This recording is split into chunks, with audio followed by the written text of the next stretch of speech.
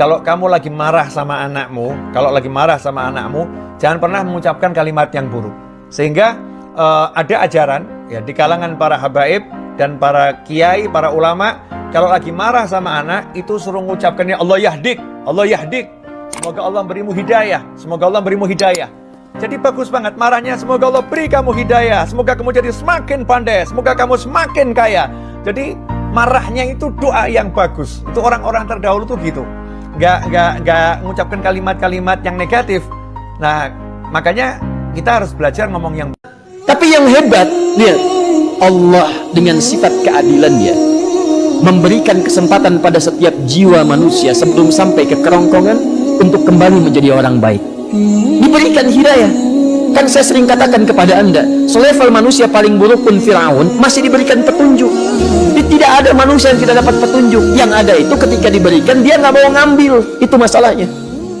Ada amalan yang saat dikerjakan bukan sekedar hanya meningkatkan iman, tapi pertama akan memberikan jaminan dari Allah langsung bahwa hidup orang ini selama di dunia akan dijamin kemudahan oleh Allah Subhanahu wa taala.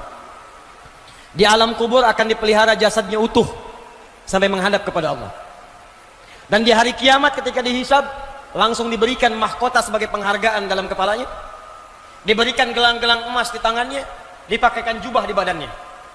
Dan yang paling dahsyat, saat masuk surga dia diperkenankan menggandeng bapak ibu yang telah melahirkannya, bapak yang telah bekerja keras untuknya, istri yang mendampingi selama hidupnya, dan anak keturunan yang telah hadir dari kehidupan rumah tangganya. Semuanya akan dipimpin orang ini masuk ke dalam surga. Bukan surga biasa, tapi surga yang paling tinggi, dan disambut oleh semua malaikat di depan pintu surga. Amalan ini adalah amalan mencintai Al-Quran. Ya, kalau kita berhadapan dengan orang yang keras itu bisa prinsip, bisa kukuh dalam pendirian, bisa juga tegas dalam bersikap, atau maaf, agak sedikit mengkhawatirkan atau ada ancaman yang mungkin diterima. Maka di Al-Quran itu diajarkan doa singkat, kita hafal insya Allah ya. Rabbi syrahli sadri wa yassirli amri wahlul uqdatan yafqahu.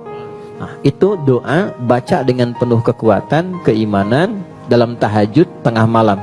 Besok mau bertemu pimpinan kelihatannya agak beda sikapnya dan sebagainya, baca, boleh kita minta itu ya. Mau bertemu ayah atau ibu yang kekeh pada satu hal, bacakan itu, minta supaya dilunakkan hatinya. Terus gimana kita tahu rezeki yang berkah atau nggak berkah? Ketahuilah cara kita tahu rezeki berkah atau nggak berkah, lihat bagaimana setelah kita punya rezeki itu. Apakah kita makin dekat sama Allah ataukah kita makin jauh sama Allah? Kalau uang yang kita punya membuat kita makin dekat sama Allah, itu uang yang kita punya barokah. Tapi kalau dengan hadirnya uang itu di rumah tangga kita membuat kita makin jauh dari Allah, nggak berkah. Kenikmatan sambal itu terasakan setelah muncul pedasnya ya. Nah ini juga sama nih. Jadi cara memahami hidup itu sederhana, begitu saja gitu. Kalau kita mau naikkan levelnya, kita harus sadar akan menghadapi tantangannya. Dan kenikmatan di level itu bisa dirasakan ketika telah melewati tantangannya. Ya sama saja. Berdoa tanpa usaha sia-sia.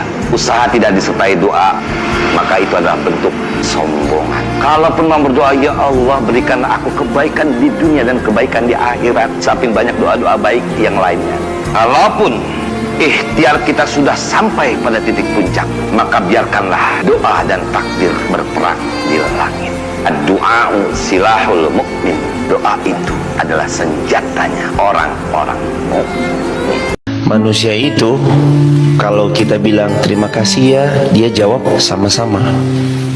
Dia berbuat baik lagi terus kita ucap terima kasih ya, sama-sama. Tapi kalau Allah, setiap kali Allah berbuat baik kepada hambanya lalu hambanya bersyukur kepada Allah, maka Allah akan jawab, terus mau apa lagi hambaku? Saat kita lagi-lagi mengucap Alhamdulillah, Allah akan jawab lagi, terus mau apa lagi hambaku? Kita bersyukur lagi salah satunya dengan mengucap Alhamdulillah, Allah lagi-lagi menjawab, terus mau apa lagi hamba-hambaku? Inilah Allah Subhanahu wa taala. Allah berbuat baik setiap hari sepanjang waktu, sepanjang masa kepada setiap hamba. Ketika hambanya bersyukur kepada Allah, justru Allah malah bertanya, lalu mau apa lagi? Makanya Allah sering mengulang dalam Al-Quran surah Ar-Rahman, Fabi ayyi ala'i rabbikuma tukadziban.